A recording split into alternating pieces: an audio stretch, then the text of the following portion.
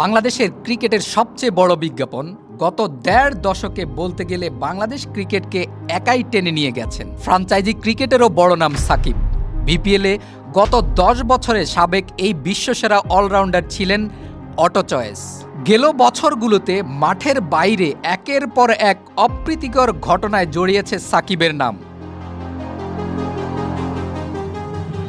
কখনো ভক্তদের পেটানো, কখনো লাথি মেরে স্টাম্প ভাঙা, আবার কখনো জুয়ারি প্রতিষ্ঠানের ব্র্যান্ড অ্যাম্বাসেডর হয়ে আলোচনায় এসেছেন তিনি। খবর ইতিবাচক হোক অথবা নেতিবাচক, গত কয়েক বছরে সাকিবই ছিলেন স্পোর্টস নিউজের শীর্ষ শিরোনামে। সবশেষ আওয়ামী লীগের রাজনীতিতে যুক্ত হওয়ার পর ভক্তদের একাংশের সমর্থন হারিয়েছেন সাকিব।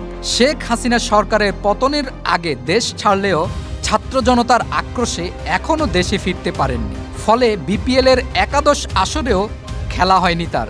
সাকিব না থাকলেও জমজমাটভাবেই চলছে বিপিএল। এই টুর্নামেন্ট দিয়েই চ্যাম্পিয়ন্স ট্রফির প্রস্তুতি সেরে নিচ্ছেন ক্রিকেটার। বিপিএল নিয়ে সাকিব চ্যাম্পিয়ন্স ট্রফির জন্য প্রস্তুতি নিতে না পারলেও তামিম ইকবালের জন্য এটি হতে পারে জাতীয় দলে ফেরার মঞ্চ।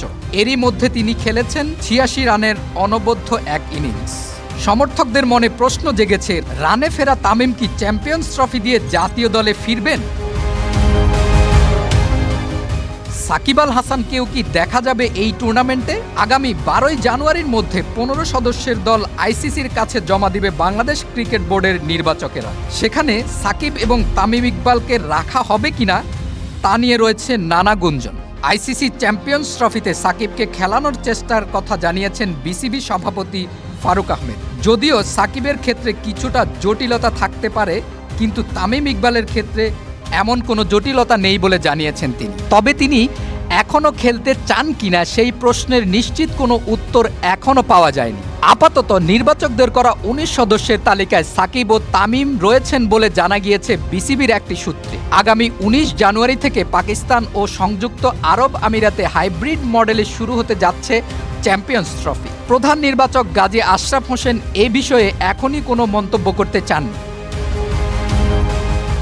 তবে সূত্র নিশ্চিত করেছে যে সাকিব তামিম ছাড়াও অভিজ্ঞ দুই ক্রিকেটার মুশফিকুর রহিম ও মাহমুদুল্লাহ রয়েছেন এই ১৯ সদস্যের দলে।